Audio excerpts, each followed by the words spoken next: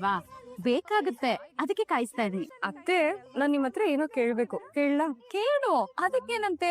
ನಿನ್ನೆ ಎಲ್ರು ಪಿಕ್ಚರ್ ನೋಡ್ತಿದ್ವಲ್ಲ, ಆಗ ಅಂಜು ಶಾರದಮ್ಮ ಅವ್ರಿಗೆ ಮಾತ್ರೆ ಕೊಡ್ತಾ ಇದ್ಲು. ನಿಮ್ ಕಣ್ಣಲ್ಲಿ ನೀರ್ ತುಂಬಿಕೊಂಡಿತ್ತು, ಅದನ್ನ ನಾನ್ ಗಮನಿಸ್ದೆ.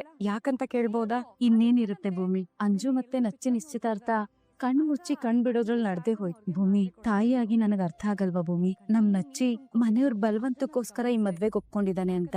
ಅದು ಅಲ್ದೆ ನಮ್ ಮಂಜು ಮನ್ಸಿನ ತುಂಬಾ ಅಜಿತಾನೆ ತುಂಬಿಕೊಂಡಿದ್ದ. ಅವಳು ಈ ನಿಶ್ಚಿತಾರ್ಥಕ್ಕೆ ಖುಷಿಯಿಂದ ಒಪ್ಕೊಂಡಿದ್ದಳು, ಮನೆಯವ್ರ ಬಲವಂತಕ್ಕೋಸ್ಕರ ಒಪ್ಕೊಂಡಿದ್ದಾಳೇನೋ ಅನ್ನಿಸ್ತಿತ್ತು. ನಾವೆಲ್ರೂ ಸೇರಿ ಬಲವಂತದಿಂದ ಅವ್ರಿಬ್ರು ಒಂದ್ ಮಾಡ್ತಿದೀವೇನೋ ಅಂತ ತುಂಬಾ ಕಾಡ್ತಾ ಇತ್ತು ಭೂಮಿ. ಆದ್ರೆ ಅಂಜು ಮತ್ತೆ ನಚ್ಚಿ ನಿನ್ನೆ ರಾತ್ರಿ ಸಿನಿಮಾ ನೋಡೋವಾಗ ಕ್ಲೋಸ್ ಆಗಿದ್ರಲ್ಲ, ಅದನ್ನ ನೋಡಿ ನಂಗೆ ಸಮಾಧಾನ ಆಯ್ತು ಭೂಮಿ. ಅತ್ತೆ, ತುಂಬಾ ಚಿಂತೆ ಮಾಡ್ಬೇಡಿ. ನೀವೇ ನೋಡಿ, ಆ ತುಪ್ಪ ಕಾಯೋದಕ್ಕೆ ನಾವ್ ಎಷ್ಟೊತ್ತು ವೇಟ್ ಮಾಡ್ತಿದೀವಿ ಇಲ್ಲಿ ಅಂತ.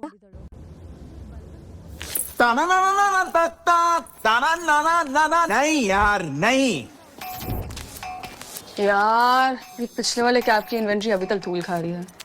पोस्ट पर 36 लाइक्स आए हैं केवल। इनमें से 3 वाली ಮೊಸರಿಗಿಂತ ಬೆಣ್ಣೆಗ್ ಬೆಲೆ ಜಾಸ್ತಿ, ಬೆಣ್ಣೆಗಿಂತ ಈ ತುಪ್ಪಕ್ ಬೆಲೆ ಜಾಸ್ತಿ. ಆದ್ರೆ ಈ ತುಪ್ಪ ಸಿಗ್ಬೇಕು ಅಂದ್ರೆ ಅಷ್ಟೇ ತಾಳ್ಮೆ ಮುಖ್ಯ. ಅತ್ತೆ, ನಮ್ ನಚ್ಚಿನ್ ಯಾರು ಅನ್ಕೊಂಡಿದೀರಾ? ನಮ್ ಅತ್ತೆ ಸಂಗೀತ, ನಮ್ ಮಾವ ರಾಮನಾರಾಯಣ ಅವ್ರ ಮಗ. ಅವರಿಂದ ಜೀವನ ಪಾಠಗಳನ್ನ ಕಲ್ತಿರೋನು. ನೀವೆಲ್ರು ಎಷ್ಟು ಒಳ್ಳೆಯವರು. ನಿಮ್ಮಂತವ್ರ ಜೊತೆ ನಮ್ ನಚ್ಚಿ ಬೆಳ್ದಿದ್ದಾನೆ ಅಂದ್ರೆ ಅವ್ನ್ ಜೀವನದ ಮೌಲ್ಯಗಳನ್ನ ಅತಿ ಎತ್ತರಕ್ಕೆ ತಗೊಂಡು ಹೋಗ್ತಾನೆ ಅನ್ನೋ ಭರವಸೆ ನಂಗೆ ಖಂಡಿತವಾಗ್ಲೂ ಇದೆ ಅತ್ತೆ. ನಮ್ ಮಂಜುಗೆ ಸ್ವಲ್ಪ ಮುಂಗೋಪ, ನಾನು ಒಪ್ಕೋತೀನಿ. ಆದ್ರೆ ನಮ್ ನಚ್ಚಿಗೆ ತುಂಬಾ ತಾಳ್ಮೆ. ಅವನ್ ಈ ತಾಳ್ಮೆನೆ ಅವಳನ್ನು ಬದಲಾಯಿಸತ್ ನೋಡಿ ಅತ್ತೆ. ಅಷ್ಟೇ ಅಲ್ಲ, ಈಗ ನೀವು ಮತ್ತೆ ಮಾವ ಇದೀರಲ್ಲ, ಆದರ್ಶ ದಂಪತಿಗಳು. ಹಾಗೆ ಒಂದಲ್ಲ ಒಂದ್ ದಿವಸ ನಚ್ಚಿ ಮತ್ತೆ ಅಂಜು ಇದೇ ರೀತಿ ಒಳ್ಳೆ ಹೆಸರು ತಗೋತಾರ, ನೋಡ್ತಾ ಇರು.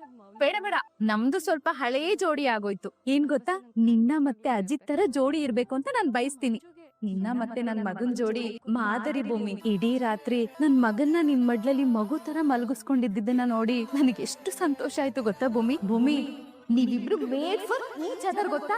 ಸಾಹೇಬ್ರೆ, ನಿಮ್ ಜೊತೆ ಕಳೆಯೋ ಕೊನೆ ದಿನಗಳನ್ನ ನಾನು ಎಣಿಸ್ಬೇಕಾ? ಇಲ್ಲ ಸಾಹೇಬ್ರೆ, ನನ್ ಕೈಯಿಂದ ಆಗ್ತಿಲ್ಲ. ಒಂದೇ ಒಂದ್ಸಲ ಭೂಮಿ, ನೀನ್ ನನ್ ಜೊತೆನೆ ಇದ್ಬಿಡು ಅಂತ ಹೇಳಿ ಸಾಹೇಬ್ರೆ, ಪ್ಲೀಸ್. ನೀವ್ ಆ ರೀತಿ ಅನ್ನೋಲ್ಲ ಬಿಡಿ.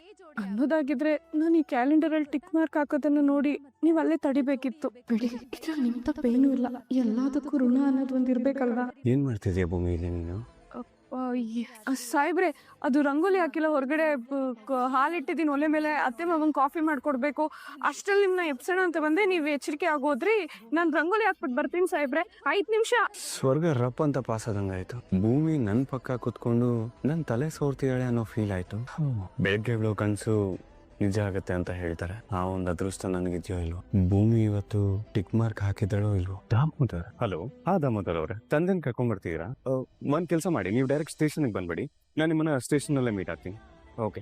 ಕೃಷ್ಣ, ಭೂಮಿ ಹೆತ್ತೋರ್ನ ಹುಡ್ಕೋದಿಕ್ಕೆ ಅಂತ ಹೊಸ ಪ್ರಯತ್ನ ಪಡ್ತಿದ್ದೀನಿ. ಅವ್ರ ತಂದೆ ತಾಯಿನ ಹುಡ್ಕೋದಿಕ್ಕೆ ಒಂದ್ ಹೊಸ ದಾರಿ ಸಿಕ್ಕಿದೆ. ವೀರಣ್ಣನ ಕೈಗೆ ಭೂಮಿ ಸಿಕ್ಕಿದ ದಿನ ಅವರು ಕೆಲಸ ಮಾಡ್ತಿದ್ದ ಓನರು ಸ್ಟೇಷನ್ಗೆ ಬರ್ತಿದ್ದಾರೆ. ಅವ್ರ ಮೂಲಕ ಭೂಮಿ ಅಸ್ತಿತ್ವನ ಕಂಡುಹಿಡಿಯೋ ಒಂದ್ ಚಿಕ್ಕ ಪ್ರಯತ್ನ, ಅದು ನೆರವೇರೋ ಹಾಗೆ ಮಾಡೋದು. ಶಾರದಮ್ಮ, ನೀವ್ ಬಂದ್ಬಿಟ್ರ? ಅದು ಇವತ್ತು ಕೆಲ್ಸ ಜಾಸ್ತಿ ಶಾರದಮ್ಮ. ಗಡಿಬಿಡಿಯಲ್ಲಿ ರಂಗೋಲಿನೇ ಸರಿಯಾಗಿ ಹಾಕಕ್ಕಾಗ್ತಿಲ್ಲ. ಅಲ್ಲೋಡಿ, ಇದಕ್ ಬಣ್ಣನೇ ಹಾಕಿಲ್ಲ ನಾನು. ಸಾಹೇಬ್ರು ಬೇರೆ ವರ್ಕೌಟ್ ಹೋಗ್ಬಿಟ್ರು. ಆಮ್ಲ ಜ್ಯೂಸ್ ಮಾಡ್ಬೇಕು. ಅಯ್ಯೋ, ಒಲೆ ಮೇಲೆ ಹಾಲು ಇಟ್ಟಿದ್ದೀನಿ. ಬಂದೆ ಇರಿ ಒಂದ್ ನಿಮಿಷ. ನಾನ್ ಶಾರದಂಗೆ ಮಲ್ಲಿಗೆ ಹೂ ಅಂದ್ರೆ ತುಂಬಾ ಇಷ್ಟ ಅಲ್ವಾ? ಇವತ್ತು ತಂದ್ಕೊಡ್ಬೇಕು. ಶಾರದಾ, ಇವತ್ತು ನಿನ್ ಮುಡಿಗೆ ನಾನೇ ಮಲ್ಲಿಗೆ ಹೂನ ಮುಡಿಸ್ತೀನಿ. ನೋಡ್ತಾ ಇರು. ಇದನ್ನೆಲ್ಲ ನೋಡ್ತಿದ್ರೆ ನನ್ ಶಾರದಂಗೆ ಆದಷ್ಟು ಬೇಗ ಹಳೆದೆಲ್ಲ ನೆನಪು ಬರೋ ಹಾಗೆ ಕಾಣಿಸ್ತಿದೆ. ದೇವ್ರೆ, ಶಾರದನ ಮೊದ್ಲಿನ ತರ ಮಾಡ್ಬಿಡಪ್ಪ. ಸಾಹೇಬ್ರೆ, ನೀವೇನೋ ಮಾಡ್ತಿದ್ದೀರಾ? ಏನು? ಥ್ಯಾಂಕ್ಸ್ ಭೂಮಿ. ಸಾಹೇಬ್ರೆ, ಈ ಸಮಯ ಅನ್ನೋದು ಎಷ್ಟ್ ಅಮೂಲ್ಯವಾದದಲ್ವಾ? ಎಕ್ಸಾಕ್ಟ್ಲಿ. ಯಾಕಂದ್ರೆ ಒಂದ್ಸಲಿ ಮುಂದೆ ಹೋಗಿದ್ ಸಮಯ ಮತ್ತೆ ವಾಪಸ್ ಬರಲ್ಲ. ಹಾಗಾಗಿ ಸಾಹೇಬ್ರೆ, ನೀವ್ ಇನ್ನೊಂದೇನೋ ಮರ್ತಿದ್ದೀರಾ. ಏನಿರ್ಬೋದು ಹೇಳಿ? ಏನು? ಇಲ್ಲಿ ಸಾಹೇಬ್ರೆ, ನೀವೇನೋ ಮರ್ತಿದ್ದೀರಾ ಅಂತ ಹೇಳ್ದೆ. ಏನ್ ಮಾಡ್ತಾ? ಓ, ನಿಮ್ ಪರ್ಸ್. ಸಾಹೇಬ್ರೆ, ನಿಮ್ ಪರ್ಸ್ ತುಂಬಾ ಚೆನ್ನಾಗಿದೆ. ಎಲ್ ತಗೊಂಡ್ರಿ? ತಗೊಂಡಿದ್ದಾರೆ, ಗಿಫ್ಟ್ ಬಂದಿತ್ತು. ಅನ್ಕೊಂಡೆ. ಸಾಹೇಬ್ರೆ, ನಾನ್ ಕೇಳ್ಪಟ್ಟಿದ್ದೀನಿ, ಈ ಪರ್ಸ್ನೆಲ್ಲ ಯಾರು ಅವ್ರ ತಗೊಳಲ್ವಂತೆ, ಅದ್ರಲ್ಲೂ ಗಂಡ್ ಮಕ್ಳು ಯಾರಾದ್ರೂ ಗಿಫ್ಟ್ ಕೊಡ್ತಾರಂತೆ. ಹೌದಾ?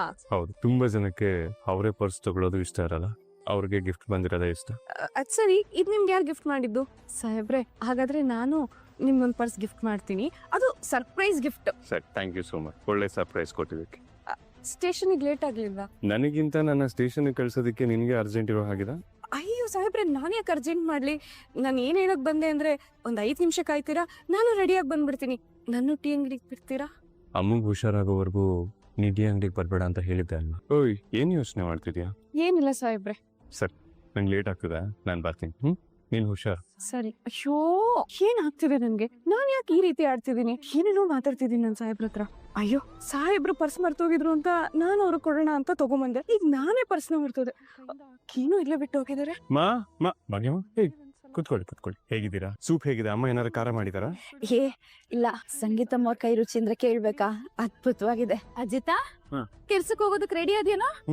ಅರೆ, ನಾನ್ ಕೊಟ್ಟಿರೋ ಸೂಪ್ ಎಲ್ಲ ಹಾಗೆ ಇದೆಯಲ್ಲ, ಖಾಲಿನೇ ಮಾಡಿಲ್ಲ. ಚೆನ್ನಾಗಿಲ್ವಾ? ಅಲ್ಲ, ಇಷ್ಟೊಂದ್ ಕೊಟ್ಬಿಟ್ಟಿದೀರಾ. ನಾನ್ ತಿಂದಿದ್ದು ಕುಡ್ದಿದ್ದು ಎಲ್ಲ ಹೇಗಾದ್ರೂ ಅರಗ್ಬೇಕು ಹೇಳಿ. ಕುತ್ಕೊಳ್ಳಿ. ನೀವ್ ಕುತ್ಕೊಳ್ಳಿ. ಭಾಗ್ಯ ಅವ್ರೆ, ನಿಮಗೆ ಎಷ್ಟು ತಿಂದ್ರೆ ಜೀರ್ಣ ಆಗುತ್ತೆ, ನಿಮಗೆ ಎಷ್ಟು ತಿಂದ್ರೆ ಶಕ್ತಿ ಬರುತ್ತೆ ಅಂತ ನನಗ್ ಚೆನ್ನಾಗ್ ಗೊತ್ತಿಲ್ವಾ? ಅದ್ ಹೇಗಮ್ಮ ನೀನು ಗೊತ್ತಿರುತ್ತೆ? ನೀನೇ ಡಾಕ್ಟ್ರಾ? ನಂಗೆಲ್ಲ ಗೊತ್ತು, ಸುಮ್ನೆ ಇರೋ. ಏನ್ ಗೊತ್ತಾ ಭಾಗ್ಯ ಅವ್ರೆ, ನಂಗ್ ಚಿಕ್ಕ ವಯಸ್ಸಿನಲ್ಲಿ ಡಾಕ್ಟರ್ ಆಗ್ಬೇಕು ಅಂತ ತುಂಬಾ ಆಸೆ ಇತ್ತು. ಆದ್ರೆ ವಿದ್ಯೆ ತಲೆಗೆ ಹತ್ಲಿಲ್ವಲ್ಲ, ಅದಕ್ಕೆ ನನ್ನ ಆಸೆ ಪೂರೈಸೋದಕ್ಕೋಸ್ಕರ ನನ್ ಮಗನ್ನ ಡಾಕ್ಟರ್ ಓದ್ಸಿದೀನಿ. ಆದ್ರೂ ಕಮ್ಮಿ ಏನಿಲ್ಲ, ಅವ್ನು ಓದೋವಾಗ ಸ್ವಲ್ಪ ಸ್ವಲ್ಪ ಕೇಳಿಸ್ಕೊಂಡಿದೀನಿ. ಏನ್ ಕೊಡ್ಬೇಕು, ಎಷ್ಟ್ ಕೊಡ್ಬೇಕು ಅಂತ ಚೆನ್ನಾಗ್ ಗೊತ್ತಿದೆ ಅಲ್ವೇನೋ ಅಜಿತಾ? ಅಮ್ಮ, ನೀನ್ ಕೇಳಿಸ್ಕೊಂಡಿರ? ನಿನಗ್ ಗೊತ್ತಲ್ವಾ? ಹೇಳು. ಹೌದು. ಈ ಮನೆ ಯಜಮಾನಿ ನೀವ್ ನೋಡಿದ್ರೆ ನನ್ಗೆ ಸೇವೆ ಮಾಡ್ತಾ ಇದೀರಲ್ಲ. ಭಾಗ್ಯ ಅವ್ರೆ, ನೀವಿಲ್ ಯಾವ್ದಕ್ಕೂ ಮುಜುಗರ ಪಟ್ಕೋಬೇಡಿ. ನೋಡಿ, ಇದನ್ನು ನಿಮ್ಮನೆ ಅಂತ ಅಂದ್ಕೊಳ್ಳಿ. ಈ ಮನೇಲಿ ಎಲ್ರಿಗೂ ಎಷ್ಟು ಗೌರವ ಇದೆಯೋ ನಿಮ್ಗೂ ಅಷ್ಟೇ ಗೌರವ ಇದೆ. ಯಾಕೆ ಹೇಳಿ? ಈಗಿನ ಕಾಲದಲ್ಲಿ ಎಷ್ಟೋ ಜನ ಹೆಣ್ಮಕ್ಳಿಗೆ ಕೂಡು ಕುಟುಂಬ ಅಂದ್ರೇನೆ ಇಷ್ಟ ಆಗಲ್ಲ. ಏನಾದ್ರೂ ನೆಪ ಹೇಳ್ಕೊಂಡು ಮನೇಲಿರೋರ್ ಜೊತೆ ಜಗಳ ಮಾಡ್ಕೊಂಡು ಮನೆನ ಒಡೆಯೋದಕ್ಕೆ ನೋಡ್ತಿರ್ತಾರೆ. ಅಂಥದ್ರಲ್ಲಿ ನಮ್ ಭೂಮಿ ಈ ಮನೆನ ನನ್ ಮನೆ ಅಂದ್ಕೊಂಡು, ಈ ಮನೇಲಿರೋ ಜನಗಳನ್ನ ನನ್ನೋರು ಅಂದ್ಕೊಂಡು ಎಷ್ಟು ಪ್ರೀತಿ ಮಾಡಿ ಹಾರೈಕೆ ಮಾಡ್ತಾಳೆ ಗೊತ್ತಾ? ಅಂಥ ಮಗಳನ್ನ ನೀವ್ ಹೆತ್ತು ನಮ್ಮನೆ ಕಳ್ಸಿದಿರಲ್ಲ, ನಿಮಗೆ ನಾನ್ ಎಷ್ಟು ಸೇವೆ ಮಾಡಿದ್ರು ಕಡಿಮೆನೆ. ನಿಜವಾಗ್ಲೂ ಅಂತ ಸೊಸೆ ಪಡೆಯೋದಕ್ಕೆ ನಾನ್ ಪುಣ್ಯ ಮಾಡಿದೀನಿ ಅಲ್ವೇನೋ ಅಜಿತಾ? ಭೂಮಿ ಸೊಸೆಯಾಗಿ ಒಪ್ಪಂದ ಮುಗ್ದಿದ ತಕ್ಷಣ ಮನೆಯಿಂದ ಹೊರಟೋಗ್ತಾಳೆ ಅನ್ನೋ ವಿಷಯ ನಿಮಗ್ ಗೊತ್ತಾದ್ರೆ ನೀವ್ ಹೇಗ್ ರಿಯಾಕ್ಟ್ ಮಾಡ್ತೀರಾ ಅಂತಾನೆ ಗೊತ್ತಿಲ್ಲ ಅಮ್ಮ. ಅದಕ್ಕಿಂತ ಹೆಚ್ಚಾಗಿ ಅವಳನ್ನ ನನ್ನ ಜೀವನದಲ್ಲಿ ಬಿಟ್ಟಿರೋದಕ್ಕೆ ಹೇಗೆ ಸಾಧ್ಯ ಅಂತಾನೆ ಗೊತ್ತಾಗ್ತಿಲ್ಲ. ಒಂದೊಂದ್ಸರಿ ನಾನು ಈ ಮನೆ ಸೊಸೆ ಆಗಿದ್ದಿದ್ರೆ ಎಷ್ಟು ಚೆನ್ನಾಗಿರ್ತಾ ಇತ್ತು ಅಂತ ಅನ್ಸುತ್ತೆ. ಏನೂ ಹೇಳ್ದೆ ಎಲ್ಲಾನು ಅರ್ಥ ಮಾಡ್ಕೊಳ್ಳೋ ಗಂಡ, ಮಕ್ಳಿಗಿಂತ ಹೆಚ್ಚಾಗಿ ನೋಡ್ಕೊಳ್ಳೋ ಅತ್ತೆ, ಅದ್ ಎಷ್ಟ್ ಜನಕ್ ಸಿಗ್ತಾರೆ. ನಿಜಕ್ಕೂ ಈ ಮನೆಗ್ ಯಾರೇ ಸೊಸೆಯಾಗಿ ಬಂದ್ರು ಇವ್ರ ಒಳ್ಳೆ ಗುಣ ಅವ್ರ ಕೆಟ್ಟ ಗುಣಗಳನ್ನ ಕರಗಿಸ್ಬಿಡುತ್ತೆ. ನೋಡಿ, ನೀವ್ ನಾನ್ ಏನೇ ಕೊಟ್ರು ತಿನ್ಬೇಕು. ಹೇಳು ಅಜಿತಾ ನೀನಾದ್ರೂ. ಅಮ್ಮ, ಅವ್ರಿಗೆ ಯಾಕೆ ಈ ಥರ ಭಯ ಪಡಿಸ್ತೀಯಾ? ನೀವು ತುಂಬಾ ಕಂಫರ್ಟಬಲ್ ಆಗಿರಿ. ನಿಮ್ಗೆ ಏನ್ ಬೇಕು ಅದನ್ನ ತಿನ್ನಿ. ಸರಿ, ಆಯ್ತು. ನನ್ಗೆ ಟೈಮ್ ಆಗ್ತದ, ನಾನು ಸ್ಟೇಷನ್ಗೆ ಹೋಗಿ. ಸರಿನಪ್ಪ, ಹುಷಾರು. ಬೇರೆ ಏನಾದ್ರೂ ಮಾಡ್ಕೊಡ್ಲಾ? ಏನು ಅಂದ್ರೆ ಏನಂತ? ನಾನಾ? ಅದೇ ಏನು ಅಂದ್ರೆ ಅಂದೆ. ನಿಜವಾಗ್ಲೂ ನೀನ್ ನನ್ನ ಯಾಕೆ? ಏನಾಯ್ತು? ಏನಿಲ್ಲ. ಏನೇನಿಲ್ಲ. ಇಲ್ಲಿ ನೋಡಿ, ನಿಮ್ ಕೀ ಮತ್ತೆ ಪರ್ಸ್ ಮರ್ತೋಗಿದ್ರಿ, ತಗೊಳ್ಳಿ. Thank you. ಇದೇನಿದು ಹೊಸ್ದಾಗಿ? ಥ್ಯಾಂಕ್ ಯು ಎಲ್ಲ.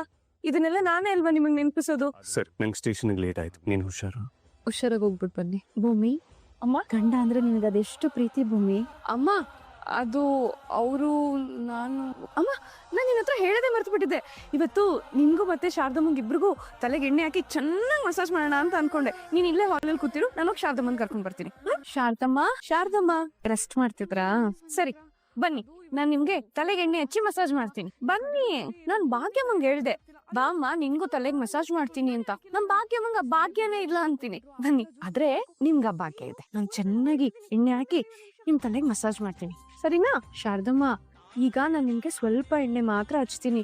ಒಂದ್ ವೇಳೆ ನಿಮ್ಗೆ ಶೀತ ಆಗ್ಬಿಟ್ರೆ ಆಮೇಲೆ ಅಲ್ವಾ? ಇವತ್ತೇನು ಶೀತ ಆಗಿಲ್ಲ ಅಂತ ನೋಡ್ಕೊಂಡು ಮುಂದಿನ ಸಲದಿಂದ ಬೇಕಾದ್ರೆ ಜಾಸ್ತಿ ಎಣ್ಣೆ ಹಚ್ತೀನಿ, ಸರಿನಾ? ಶಾರದಮ್ಮ, ನಾನೇ ನಿಮಗ್ ತಲೆ ಬಾಚ್ಲಾ ಇವತ್ತು? ದೊಡ್ಡ ಸಾಹೇಬ್ರೆ.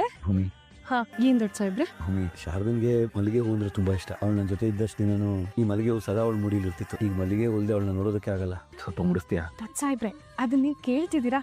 ನೋಡಿ ಶಾರದಮ್ಮ, ಇಲ್ಲಿ ನೋಡಿ, ನಿಮ್ಗೆ ಇಷ್ಟವಾದ ಮಲ್ಗೆ ಹೂವು ದೊಡ್ಡ ಸಾಹೇಬ್ರು ತಂದು ಕೊಟ್ರು. ಈಗ ನಾನ್ ನಿಮ್ಗೆ ಹೂವು ಮುಡಿಸ್ಲಾ? ಕೊಡಿ. ಎಷ್ಟು ಚೆನ್ನಾಗಿ ಕಾಣಿಸ್ತಿದ್ರ ಗೊತ್ತಾ? ಇದು ಎಂತ ಪ್ರೀತಿ ಇದು. ಹೆಂಡತಿಗೋಸ್ಕರ 21 ವರ್ಷ ಕಾಯ್ದಿದ್ದಾರೆ ಅಂದ್ರೆ ಇದು ನಿಜಕ್ಕೂ ತಪಸ್ಸೆ. ಅವ್ರ ಮುಂದೆ ಇರೋ ಹೆಂಡತಿ ಅವ್ರನ್ನೇ ಗುರ್ತು ಹಿಡಿತಾ ಇಲ್ಲ ಅಂದ್ರು ಅವ್ರ ಚಿಕ್ಕ ಚಿಕ್ಕ ಇಷ್ಟ ಕಷ್ಟಗಳನ್ನ ನೆನ್ಪಿಟ್ಕೊಳ್ಳೋ ಇಂಥ ಗಂಡನ್ನ ಪಡೆಯೋದಕ್ಕೆ ನಮ್ ಶಾರದಮ್ಮ ನಿಜಕ್ಕೂ ಪುಣ್ಯ ಮಾಡಿದ್ದಾರೆ. ನಮ್ ಅಜಿತ್ ಸಾಹೇಬ್ರು ಕೂಡ ಥೇಟ್ ಇವ್ರ ಹಾಗೆ. ನಮ್ ಸಾಹೇಬ್ರು ಯಾವಾಗ್ಲೂ ಸಿಡುಕ್ ಮೂತಿ ತರ ಸಿಡುಕ್ತಾ ಇದ್ರುನು ಅವ್ರ ಮನ್ಸು ಮಗುವಿನ ಹಾಗೇನೆ. ನನ್ ಬಗ್ಗೆ ಅವ್ರಿಗೆ ಎಷ್ಟು ಕಾಳಜಿ ಇದೆ. ಭಾಗ್ಯಮ್ಮನ್ನ ಪೆರೋಲ್ ಮೇಲೆ ಕರ್ಸಿದ್ದಾಗ್ಲಿ, ನನ್ ಕನ್ಸಿನ ಬಗ್ಗೆ ಮಾತಾಡಿದ್ದಾಗ್ಲಿ, ಸಾಹೇಬ್ರೆ ನೀವ್ ತುಂಬಾನೇ ಒಳ್ಳೆ ಗಂಡ. ನಿಮ್ಮನ್ನ ಪಡೆಯೋದಕ್ಕೆ ನಾನು ಅಷ್ಟೇ ತುಂಬಾನೇ ಪುಣ್ಯ ಮಾಡಿದೀನಿ. ಆದ್ರೆ ನಾವಿಬ್ರು ನಿಜವಾದ ಗಂಡ ಹೆಂಡತಿ ಅಲ್ವಲ್ಲ. ಈ ತಾಳಿ ನಾವಿಬ್ರು ಸಂಬಂಧಕ್ಕೆ ಇನ್ನೊಂದ್ ಸ್ವಲ್ಪ ದಿನಗಳಲ್ಲೇ ಕೊನೆ ಬಿದ್ಬಿಡುತ್ತೆ. ಆಮೇಲೆ ನಿಮ್ ಹತ್ರ ಕೆಲಸ ಮಾಡ್ತಿದ್ದ ವೀರಣ್ಣಂಗೆ ಒಂದ್ ಮಗು ಸಿಕ್ಕಿತ್ತು. ಆ ವಿಚಾರದ ಬಗ್ಗೆ ನಿಮ್ಗೆ ಏನಾದ್ರು ಇನ್ಫಾರ್ಮೇಶನ್ ಗೊತ್ತಾ? ಆ ಘಟನೆ ನಡೆದು ಸುಮಾರು 22 ವರ್ಷ ಆಗಿರ್ಬೋದು. ಶ್ರೀರಂಗಪಟ್ಟಣಕ್ಕೆ ನಮ್ ನೆಂಟರನ್ನ ಬಿಡೋದಕ್ಕೆ ವೀರಣ್ಣ ಕಾರಲ್ಲಿ ಬಂದಿದ್ದ. ವಾಪಸ್ ಬರುವಾಗ ಆ ಮಗುನ ಕಾರಲ್ಲಿ ಕರ್ಕೊಂಡ್ ಬಂದಿದ್ದ ಅಂತ ಸ್ವಲ್ಪ ನೆನಪು. ಅಂದ್ರೆ ಆ ಮಗು ಶ್ರೀರಂಗಪಟ್ಟಣದಲ್ಲೇ ಸಿಕ್ಕಿದೆ ಅಂತ ಆಯ್ತು. ಆ ಮಗುನ ಯಾರು ಕೊಟ್ಟಿದ್ದು ಅಂತ ನಿಮ್ಗೆ ಏನಾದ್ರು ವೀರಣ್ಣ ಅವ್ರು ಹೇಳಿದ್ರ? ಒಬ್ಬ ಹೆಂಗಸು ಮಗು ಒಪ್ಸುವಾಗ ಒಂದು ವಜ್ರದ